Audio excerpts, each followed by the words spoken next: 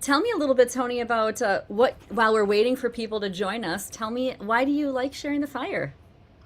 Sharing the Fire, Katie, is my favorite storytelling weekend of the entire year. To go over there, I have been able to make my living as a storyteller for 35 years. And 30 years ago, when I found out about Sharing the Fire, I was so impressed that so many people in our storytelling community, when they would lead a workshop, whether it was on marketing, whether it was on telling stories to children, whether it was biblical stories, whether it was, Mm. whatever, and whatever you had an interest in, you jumped in, and the people shared as absolutely much as they knew. And I Mm. mean, just wonderful folks. So to go there, and then, if it was only the workshops, then that'd be worth the price of admission right there. But on top of that is just the time to hang out and have a cup of coffee with my friends and see other storytellers from around New England and pick up tips that somebody else said, oh, this worked for me. Oh, I never thought about that. Okay. So it's the combination of having a lot of information, but then also the generosity of all the people sharing everything they know and sharing what they've learned up to this point. Absolutely. And I'm one who feels that it's so important. I've gotten so much out of Nest over the years that I was on the board for 2 terms, and then I came on a third to be the president because I feel it's important to take my turn rowing too. Because I mean, I love this organization, so you got to help. I can't just go ahead and say you put the bell on the cat the whole time, and I never do it, and just expect to be safe. No, you got to go ahead and take a turn and help out with things. And it was a joyous time too. It was fun. Nice.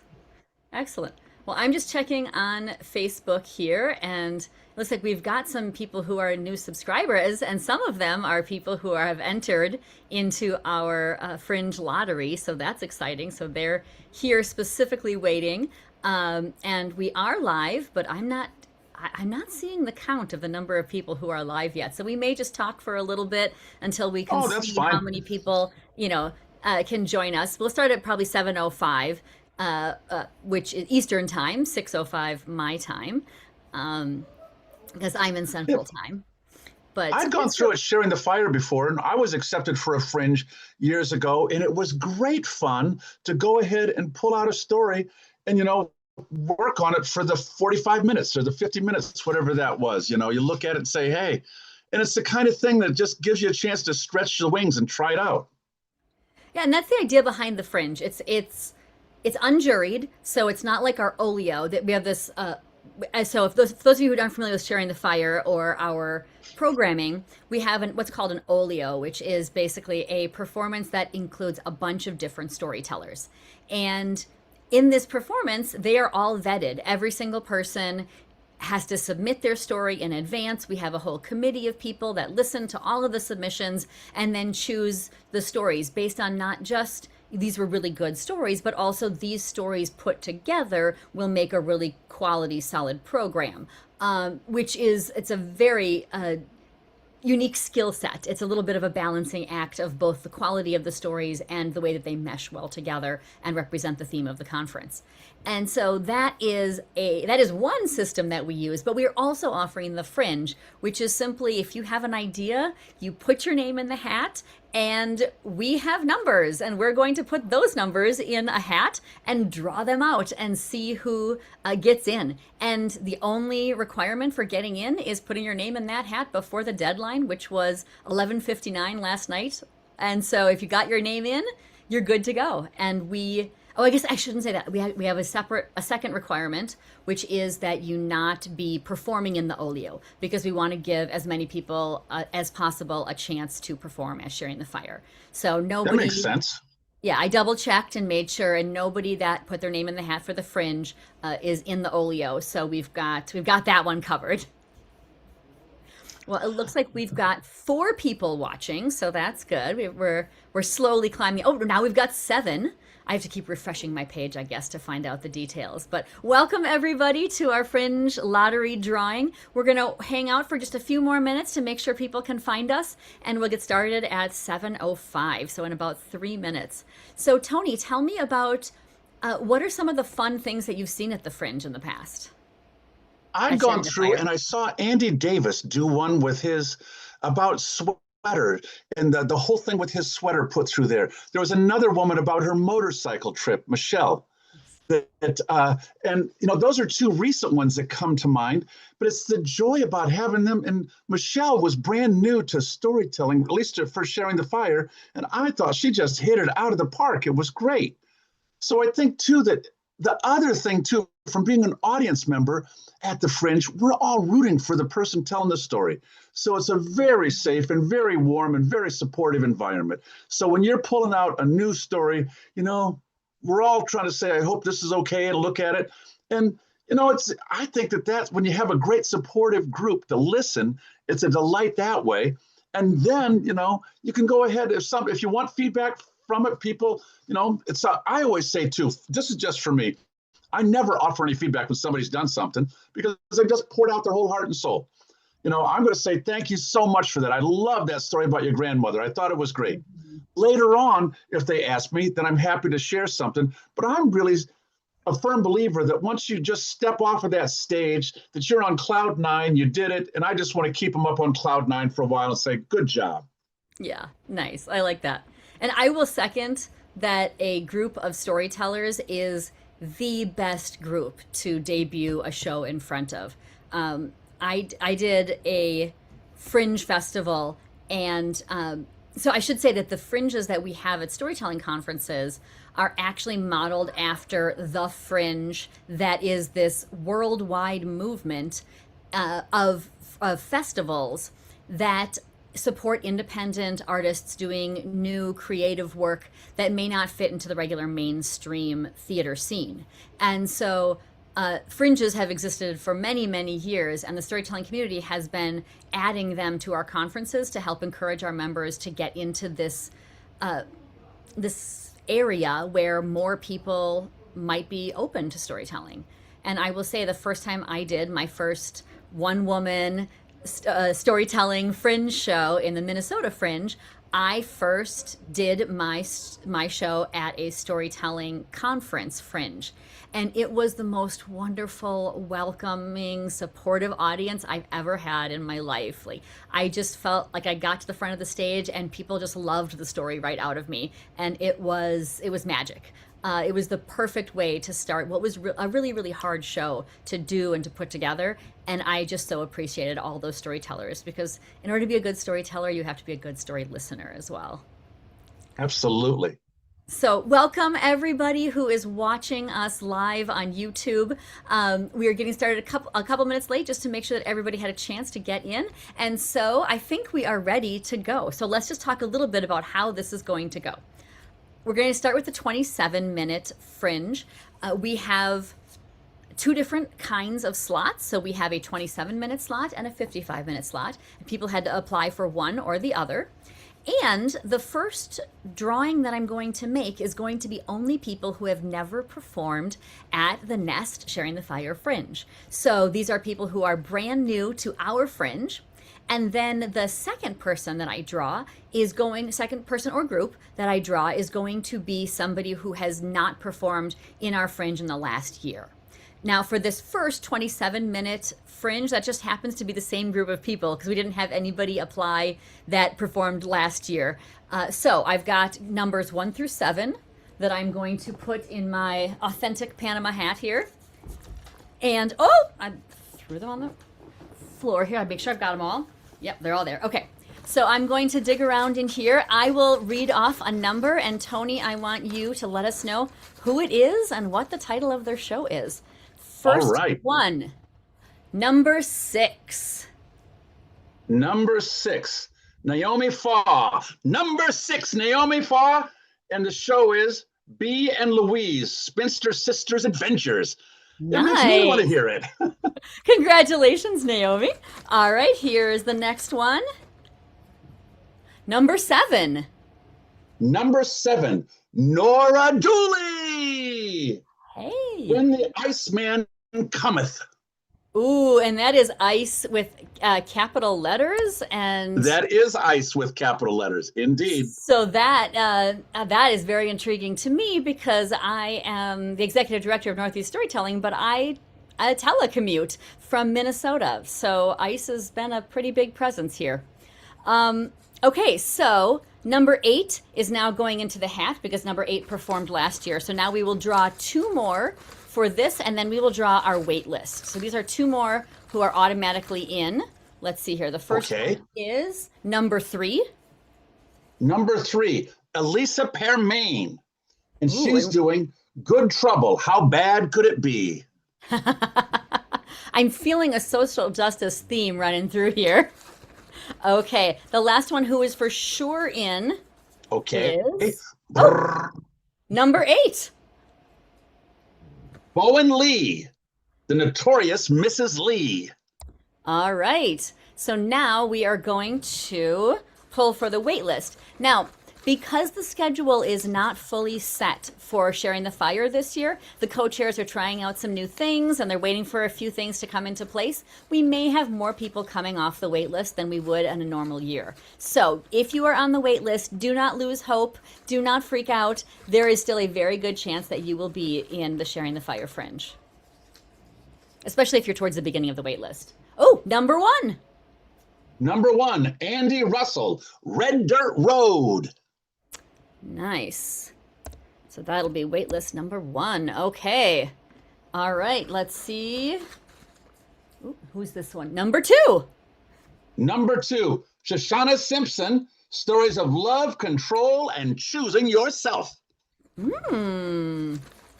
Shoshana is a former Nest president, too. So Indeed. shout out to those who have been on our board. Okay. This one is number 4. Number 4, Gillian Garganis. I'm not sure if I'm pronouncing that right. And All That Jazz, a solo show. All right. That should leave us with one number left. Number 5. Number 5, Linda McKinney, Susan B. Anthony goes to jail. And the hat is now empty, which is a good sign. That means it all worked out. Okay. Now the next drawing is a little bit more complicated. So this is the drawing for those who are on the 55-minute slot. Now, there were a lot of people who put their name in the hat for this. So I've got a red hat for this one. And these are the numbers 9 all the way through 18. And I'm just going to spread them apart here, fold them in half, make sure these are getting in here nice and mixed. Congratulations to everybody who made it in on the 27-minute slot. And this one, again, these are all people who have not been in the Sharing the Fire Nest Fringe before. So we want to make sure one of them gets in at least. Okay, I want to give a number shout out 13. too to all the people who are putting Sharing the Fire together and working on the committees and doing everything behind the scenes so that when I show up, it's just smooth as silk and wonderful. So your number, please, Katie? Number 13, lucky number 13. Lanny Peterson, Storied Truths. Ooh, all right, Lanny. Okay, and now I'm going to add in the numbers 19, 20, and 21. These are people who have performed in the Sharing the Fire Fringe before, but not last year. So everybody currently in this hat has not performed in the Sharing the Fire Fringe in the last year, at least. Many of them have not performed ever in the Sharing the Fire Fringe. So let's see here. Who's this? Number 12. Number 12, Jennifer Monroe, Warriors, 2 Sisters, 2 Journeys, 2 Destinations. Ooh, okay. I just love these titles. It makes me want to see all of them. I know. And the crazy thing is we'll be doing these fringes and we'll also have other things going on simultaneously. So, you know, I mean, it's not just like you only get to see fringes at Sharing the Fire. You get to see fringes, you get to go to workshops, you get to go to swaps and performances. There's so much. All right, let's see. Oh, now we've done those first 2. So now we add in number 22, who is we only had one person apply who presented last year, but that name goes in the hat as well, because now we give a fair shot to everybody for our last I also slot. want to say that I think it's interesting that the way you do that with the gradations, because I think it's beautiful to make sure the people who've never applied before get a chance to tell, because then it helps me get to know them. When I hear somebody's story, I get so excited that I get to know them. So it's nice and welcome them into the community. And this was actually a suggestion that we got from our members, right? So we ask every year at the end of the conference for people to fill out suggestions to fill out their evaluation form. And that was one of the suggestions that we got is we want to make sure that new people are getting a chance to perform in the Sharing the Fire Fringe. And so we made some changes this year. So this is the first year we're actually doing this. And Wow, I think it's a great addition, a great way to do it. yeah, I love it. Okay, let's see. Our last one is number 20. Number 20, Katie Green, Tales from Scotland, Truth, Folk, and Fairy. Okay, now these 55-minute pieces, there may be some people coming in off the wait list, but those three are for sure in. Of course, I'm going to ask all of them to confirm, but now we're going to start drawing for the wait list. All right, here's the first one on the wait list, number 17. Number 17, Sandy Schumann, a rabbi, a prophet, and a king walk into a bar, and other Jewish stories every person should know. That is a title that you can No really chew kidding, on. I love it. All right, let's see here. Number 14. Number 14, Maria Lobandino. I'm not sure if I'm pronouncing that right. From Hades to the Heavens, Orpheus and Eurydice. Nice. I like that we have a Beautiful. good mix here of it sounds like personal stories, folk tales, and this definitely sounds like myth. Absolutely. All right, what's this one? Number 11. Number 11, Elevator, Play in a Day. All right. That's our third waitlist person. Okay, let's see here. Ooh. All right. Whoa. Number 10. Number 10, Andrea Kamens, Homemakers. Oh, and Denise Page, two of them together. Okay, nice. You got 2 for 1 for that one, Katie. Look at that. Yeah. Yeah, we've got a couple people who applied as duos. I don't think we have anybody who applied as like large groups, but I think I could be wrong. All right, number 15. Mark Binder with Izzy Abramson, Omakase, a fresh, seasonal, and surprising multi-course assortment. Now that's a cool title too. All right. I don't even know what that means. I have to read the description to find out more, but I'm intrigued. Okay, number 22. Number 22, Heather Forrest, Love in the Eye of the Beholder. Hmm. Oh, could be a love story. Yeah. But you Number know, I love 18. this. You never know because there's 100 ways you can go. Yes. Number 18. Number 18, Vicki Dworkin, He Wanted to Fly, The Life of Hamilton Hill Coolidge, 1895 to 1918. Oh, cool. And I do want to say this is obviously a historical story. We have somebody who is donating a bunch of historical costumes to Sharing the Fire this year, and so we will have them for sale in our bookstore. And they are from the estate of Kate Carney, who is a longtime Nest member who passed away and did historical interpretations. And so they have generously donated those to Nest. So if you are somebody who does historical characters, you may want to make your way to Sharing the Fire this year to make sure that you can get your hands on some of those. I'm going to go ahead, Katie, and I've got a friend of mine whose daughter does historical stuff. So I'm going to send her some pictures when I get to Sharing the Fire and see, hey, do you want this, Megan? Would you like this? You know, because she's also a seamstress in terms of making stuff. She can make it bigger, smaller to fit. And you go ahead, and it's the thing that, what I think it'd be good too if we had other people who were historical and actors that wanted to come just into the bookstore and see. You don't have to go to the conference. If you want to come in and support Nest and buy a costume, that'd be great. Yeah, absolutely. All right, our next number is number 21. Number 21, Lee Ellen Marvin, Root, Trunk, and Leaf. Nice. Must be, I'm guessing that's some kind of environmental story. Let's see, what's this one? Number 9. Number 9, Amanda Lawrence, Packing for the Unexpected. Ooh. How do you I do think that? I should go to that one. Now we're all intrigued. Oh, man. Okay. All right, let's see here. We've got a few left. Number 19. Number 19, Jim Hawkins, Stories and songs from the stoop. Growing up in America. Hmm. Okay. And number 16, that's my lucky number. Number 16, Meryl Kohlhofer. Welcome to the Fugitive. Illegal stories. Ooh. Last Oh, year, welcome to the fugitive. Welcome the Fugitive. Illegal stories. Okay. Wow, we both can't read. All right. Yeah, here we go. All right, let's double check. Yep, I've got all of them out of the hat. So I think that means we are good to go. We've got every name drawn, and we are. It looks like we're gonna have an amazing Fringe this year, as well as an Oh, amazing conference. absolutely. And I think that for my way of thinking, sharing the fire is such a delight to be able to go over there. Last year, Merrill Kohlhofer lives in Salem. I'm in Beverly, Mass. So I'm only 10 minutes north of him. He'd had a surgery on his foot. So I said, hey, I can drive you there. So I Mm. picked him up and we drove over to Concord and picked up two other people. So So you had a Diana full Tobin car. and Tamara Sanford. And so the four of us drove, and it was so funny. Like Google, whatever my map thing is, sent me the back roads all the way across New England. And then when I get over there, I looked, I said, oh my gosh, we can jump on the highway. It goes so much faster.